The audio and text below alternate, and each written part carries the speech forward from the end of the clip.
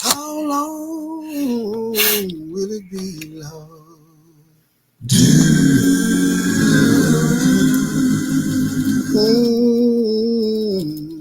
Lord.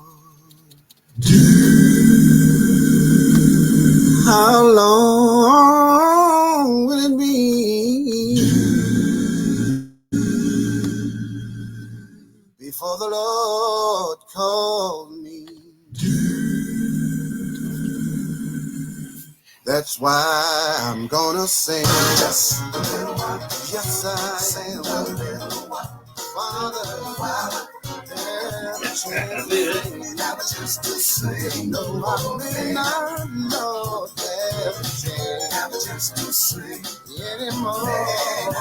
Have a chance to sing anymore. You know, when God calls me, I wanna be ready. Yes, you know it may be my last time. I do not know. I'm gonna sing just a little while. Sing one little while. You know I may not have a chance to sing anymore. Just let me sing for Jesus. Sing me, Father. Have a chance to sing. Have a chance to sing. You know I may not have a chance to sing. Keyboard. Have a chance to sing anymore. You know when God calls me, I wanna be ready. Yes, you know it, baby. Maybe my last time. I know. I gotta sing just a little while. Because I may not have a chance to sing anymore. I'm gonna keep on. Yes, I am. Because he's been so good to me in so many ways. He's been with me in the morning. Yes, he has me at night. And when he's with me, oh yeah. Thank you, Jesus. Thank you, Jesus. Thank you, Jesus. You've been good to me. When I think about just how good you've been, my mind goes by you. When the doctor said I never see again, my family was worried, but I told them I know a man who can heal blinded eyes, and I'll tell the world that he healed me. So been good to me. And whenever I think of his goodness and what he done for me, well, I can't help but to go down on my knees. Begin to say, around me, Jesus, around me, shake me up, Jesus, around me, Jesus, around me, Jesus, around me, I'm your child, around me, Jesus, around me, Jesus, around me. You've been good to me, so good to me. You've been good. I can remember when I was strung out so good on the alcohol. You've been good, and I had to come. Jesus, so good, he delivered me. You've been good, and I'll tell the world, been so good to me. You've been good, you've been good to me. Okay, that sounds like Greg Kelly Foundation. Lord, you've been good to me. Our time stands as 8:30. Gonna switch over to Studio B. I say good morning to you, Brother Michael Jenkins. And good morning to you, Taylor, and good morning to everyone out there. It's 80 degrees already, folks, and it's 8 o'clock. Okay, so you know what this is going to be today. It's June 29th, and thank you, Taylor, for announcing my eldest child's birthday, Kelly Gray of Lillington, North Carolina. Believe it or not, I got a 45-year-old daughter. I got a 45-year-old daughter.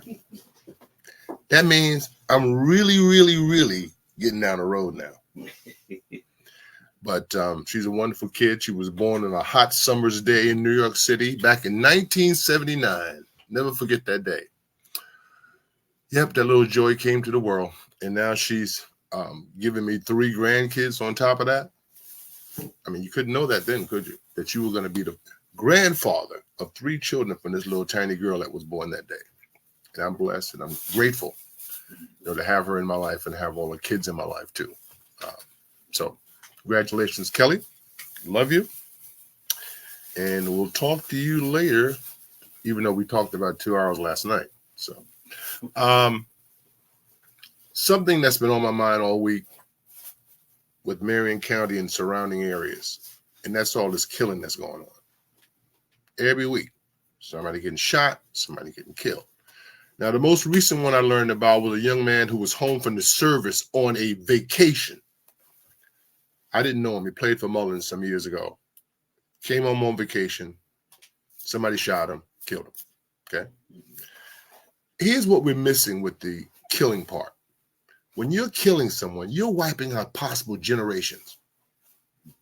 If they got children, those children don't have no parents no more. If they don't have kids, the kids that are not going to be born as a result of you killing this person. What about the families? Think about them having to live the rest of their lives without that kid that was killed. It's forever. Killing people, the people are gone forever. Think about that before you pull that trigger. Think about that. Think about what you are affecting and how many people you are affecting. You're affecting the world, in effect. Think about it. Anyway, I don't want to get too emotional here, but I'm about to drop some tears. It hurts. The NBA championship was played about a week ago, and the Boston Celtics, the old Boston Celtics, are champs again. And there's this guy that I listen to on a podcast, and he doesn't say NBA, he says RBA. And he says RBA is for Rigged Basketball Association. I don't agree that the league is necessarily rigged, but it's definitely got some issues. Okay? Celtics and Mavericks wasn't much of a series. I thought it would be much better. Celtics kind of ran roughshod over them. They won the series, I believe, 4-1. I didn't watch all of the series, just watched some snippets there because it wasn't going good for Dallas. Jaylen Brown is your most valuable player. Had an outstanding series, had an outstanding season. Jason Tatum, the guy who they say is the Boston Celtics star player, had a decent series, but Jason, I don't know. This kid, there's something missing here. He's very good, very talented, and he's a young kid. So he's got a lot going for him. All NBA this year as well. But there's something missing. But he and Horford and White were the other guys who really drove the needle for the Boston Celtics. They all contributed mightily. But Jrue Holiday is a guy that won a championship with the Milwaukee Bucks. He's proven he is a championship point guard. Now, the Celtics last year, or the Bucks, should I say, decided they needed an upgrade as far as point guard was concerned. So what they do? They go out and get Damian Lillard, the great Damian Lillard.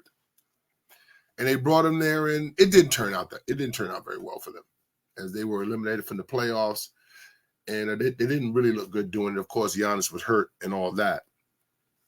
But in the process, they let Jrue Holiday go. And he went to the Celtics. And I said to myself, or to somebody who may have been listening back then, Jrue Holiday is going to make a tremendous difference for these Celtics. Now, all during the year, I was thinking the Celtics had some problems, and chances are they were not going to win this year. But as the playoffs began and all the people started getting hurt and all those things, the Celtics became the team to beat in the East. And they had the best record in the league in the East last year. So it shouldn't have been a surprise that they would end up here in a championship series. But they were able to do it. As a former Knicks fan and Celtic hater, I can't really celebrate the Celtics championship. Some of you may be able to. And other teams that may have won, I could have celebrated Dallas winning. I was kind of rooting for them to win, but they didn't.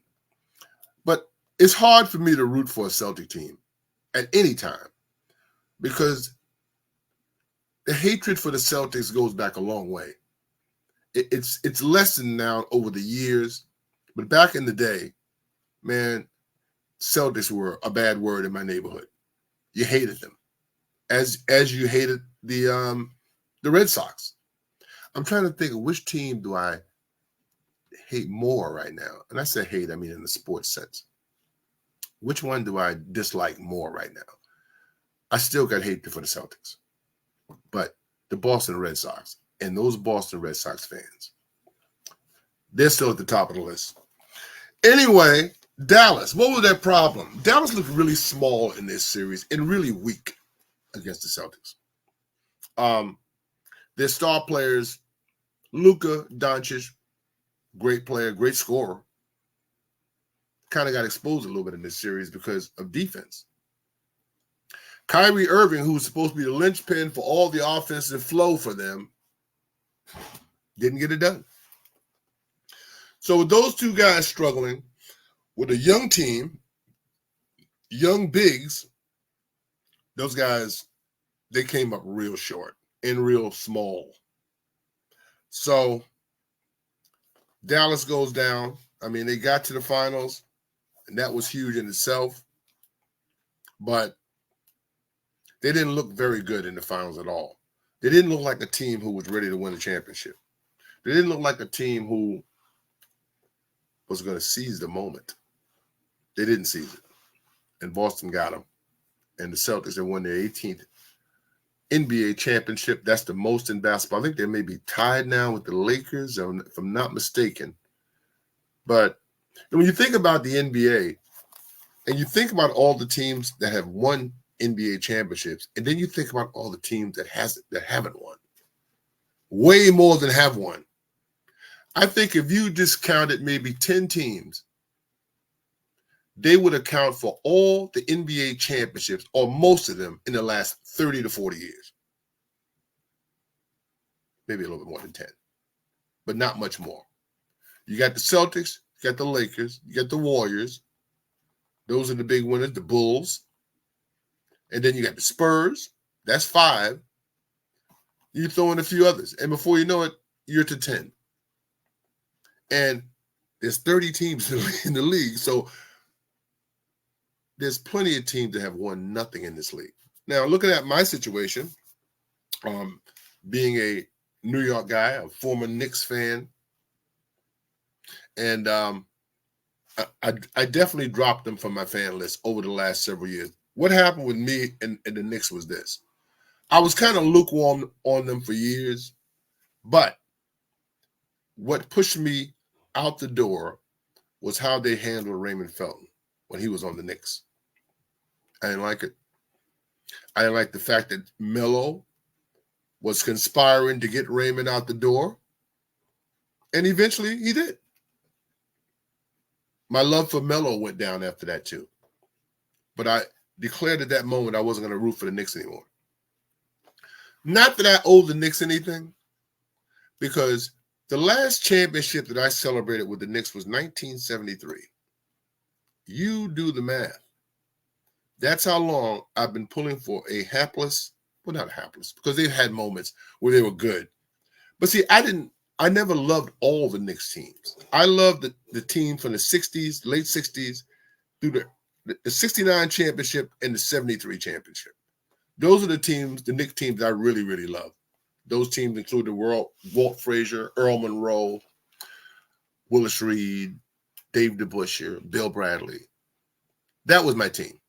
Now, fast forward on to the 80s, where you had the Patrick Ewing teams, which I never loved, by the way.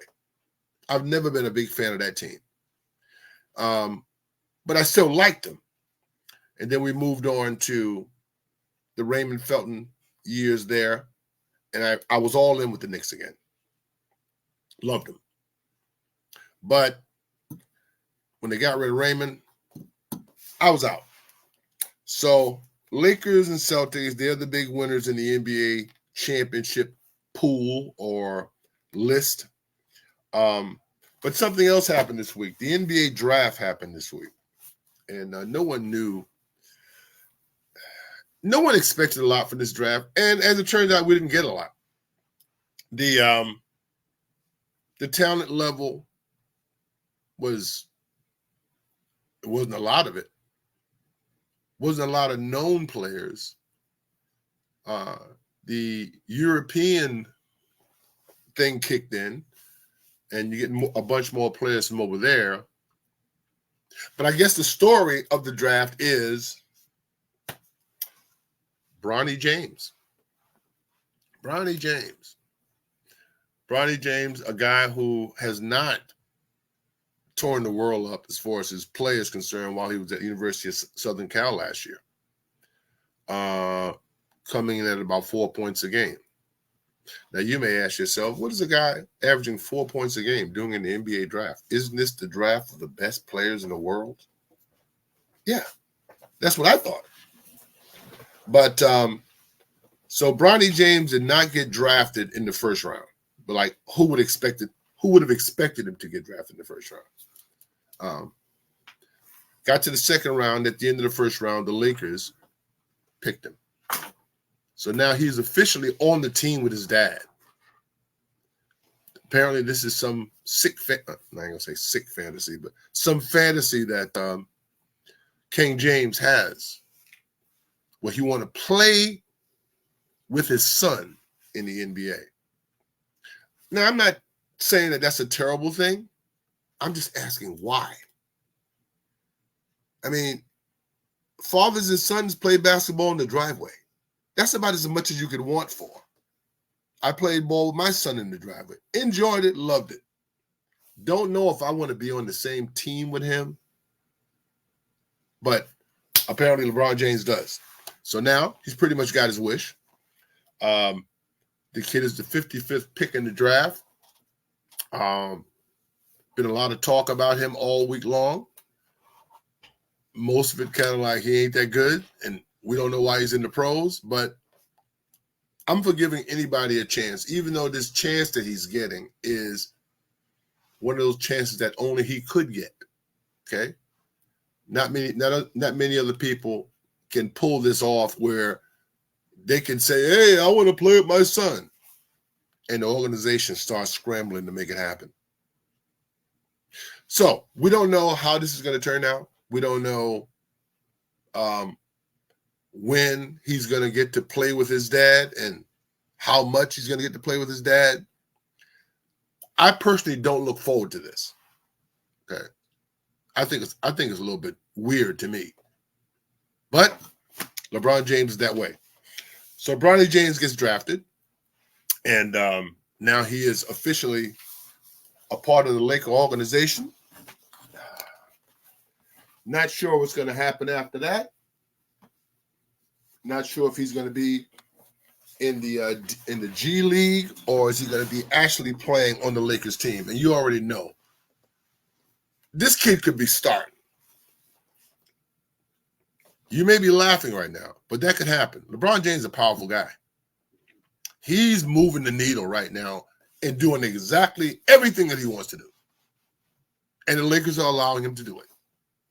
Now, when you look at the Lakers had another draft choice that was really good too. That Dalton Connect guy from I want to say Tennessee, excellent choice. But he's not getting no pub here. All the talk is about Brony James. Okay, so we'll look at what happens with Brony James going forward. With the where is he going to be playing? It's going to be the G League. Now, there's word on the street that LeBron's agent, this Rich Paul character, who I think is, I don't know about that dude, but he said that, they said that he was telling people, don't draft Brony. Isn't that collusion of some kind? I mean, there's something not quite right about that when you got agents calling teams telling them not to draft their player. Just so the Lakers can get a chance at him. Turns out, Lakers got the chance they wanted. They drafted Brony. And Brony is an NBA player now with his 4 points a game. Good luck with that, Brony. Now, looking at the NBA draft, first round, the first pick was Zakari,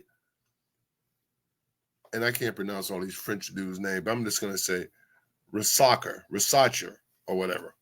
He's a small forward from France. Another France guy, Alex Sarr, is the number 2 pick. Who's people drafted? And then you have Reed Shepard, the little guard from Kentucky, who I didn't really see last year. And I looked at some video of him recently. I wasn't all that impressed. I don't know why he's this high in the draft. Stefan Castle from UConn.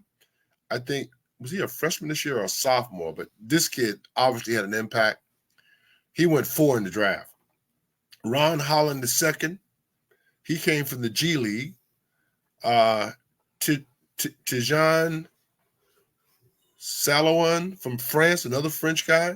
Donovan Clingan. And this is a draft choice right here that I really, really like. I didn't see a lot of him last year, the big man for UConn. But what I got to see, I loved. And he's going to be a good player. Big center, about 7'1" or so. I think he's going to the Portland Trailblazers. Yes, he is. Rob Dillingham, Kentucky. He's going to the Spurs, point guard. Zach Edey. Now, Zach Edey is an interesting case because Zach is a big old guy that people were kind of passing on. This guy is 7'1", 7'2", big man. Impossible to handle once he gets around the basket because of his size. No, he's not 7'1", 7'2". I think this guy's 7'5" or something like that. Let me see. It's not on there, though. But Zach Edey, I think he's going to surprise a lot of people and be good. Cody Williams of Colorado. He was a 10th pick. Matas Bozilis, G League, Unite, the 11th pick. Nikola Topic of Serbia. He is the 12th pick. Devin Carter of Providence, pick 13th. Bob Carrington of Pittsburgh goes to Portland at 14. Khalil Ware of Indiana, the 15th pick. Jarrett McCain from Duke, the 16th pick. He's a point guard. Dalton Connect. I think he went much lower than he should have gone. Because when I seen him last year, I was really impressed. I think he was the player of the year in the SEC last year to a Tennessee team that was straight balling the whole time. Tristan DeSilva from Colorado. He's the 18th pick. Jacoby Walker of Baylor. Talon Tyson of California. Anyway, those are most of the draft choices. Of course, Brony James being picked in the 55th spot. Now, the Lakers had a lot of fireworks this week. And I don't think any was there was none of them more bigger than the J.J. Redick hiring. J.J. Redick, a Duke product, was drafted by the Lakers, but not drafted by the Lakers, is the new coach of the Lakers. And JJ got off to a rousing start this week at his initial press conference, cussing. I mean, using really profane language for no reason.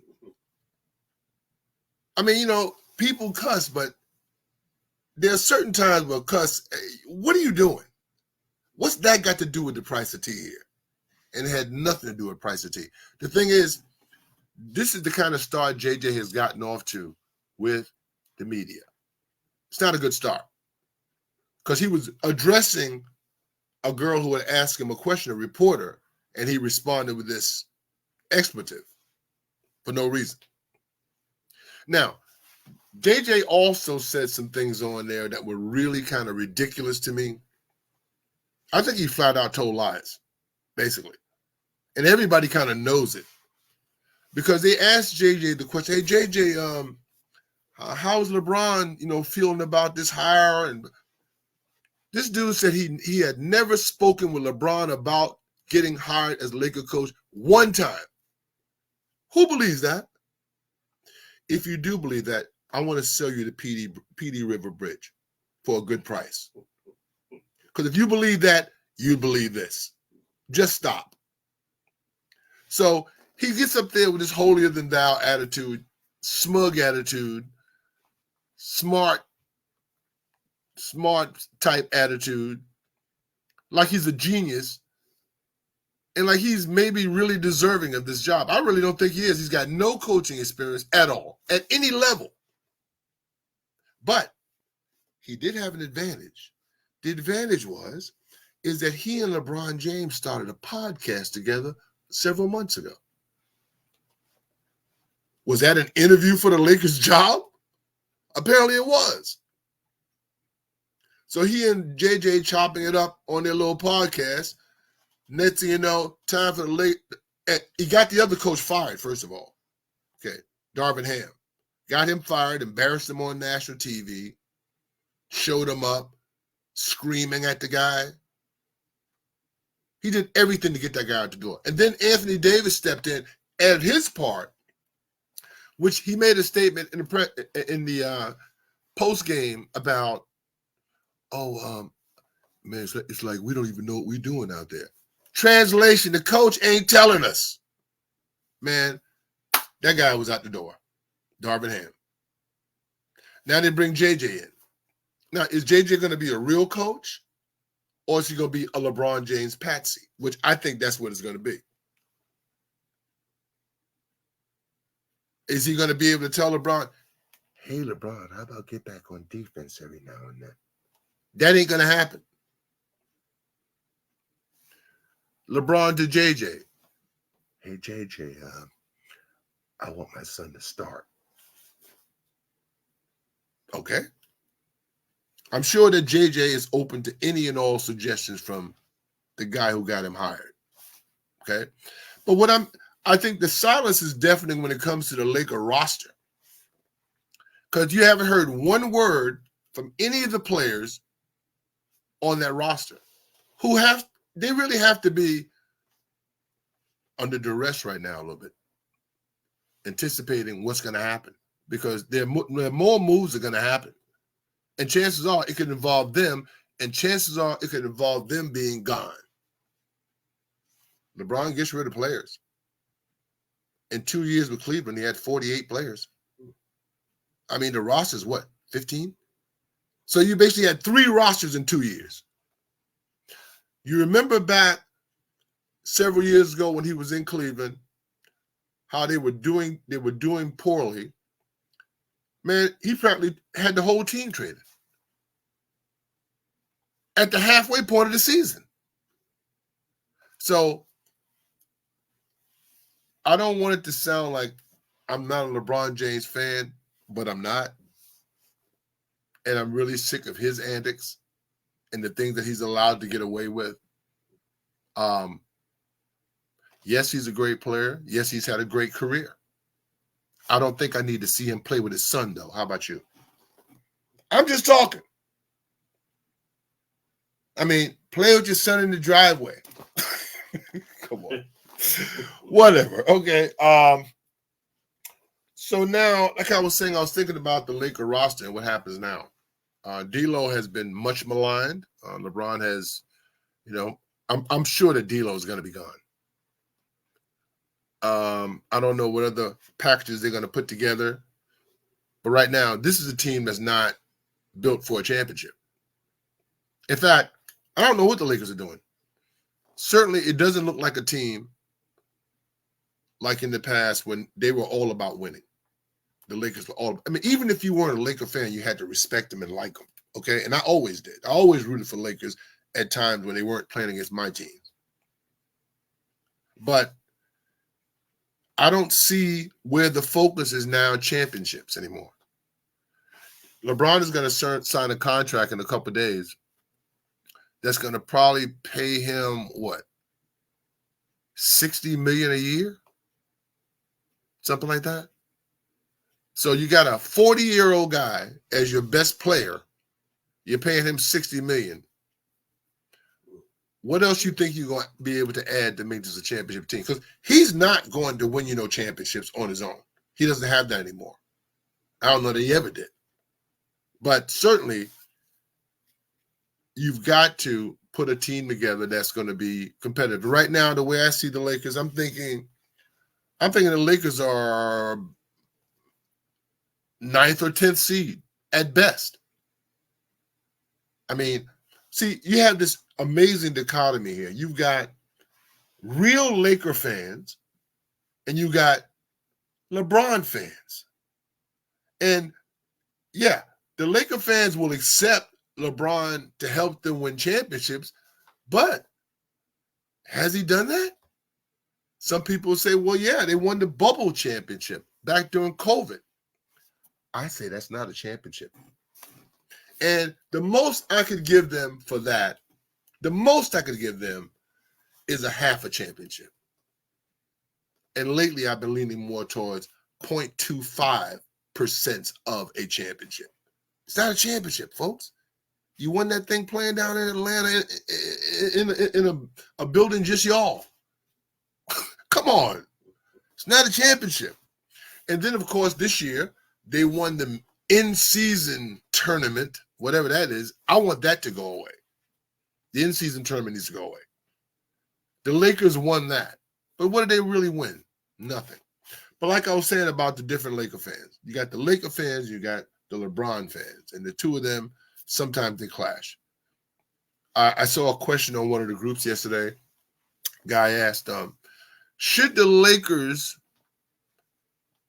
draft Bronny and re-sign LeBron? Believe it or not, a lot of the Laker fans in there were saying no. Let them both go. I don't see how this helps the Lakers going forward. I don't see how this helps their legacy. There's going to have to be cataclysmic change for them to change the direction that they're going in right now. Now, very quickly, the New York Knicks are trying to be better. They're trying to be winners again, and they're making some moves that looks like it's going to help them. Okay. They just got Mikal Bridges, a Villanova guy, to add to 3 other Villanova guys. You got Dante DiVincenzo, you got Jalen Brunson, and you got Josh Hart. Now you got Mikal Bridges. How many Villanova players do y'all want on this team? Seriously. I mean, they're all good players. And I love Villanova as much as anybody. And I love those players as much as anybody. But when is it too much? Is 4 players from the same school on one pro team okay? Is that something that we should be shooting for? I don't know. I hope it works out for him. But this Hartenstein guy is really the guy that I covet for that's on the Knicks. They're not going to be able to sign him for more than the other guys are going to be able to sign him. So I believe that maybe the Warriors could sneak in and get this guy. He's a 7-footer. We need a big guy. Get the rebounds, block shots. Anyway, that's all the time I got. Taylor says time for me to get out the door. I'll be back next week with more. Hope you enjoyed the program today. Thank you for joining me. Peace. Doing good, man. Thanks.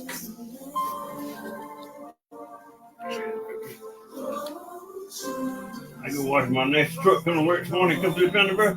We did 10 the road up. Yeah. And I'm waiting my truck. I want to try watching.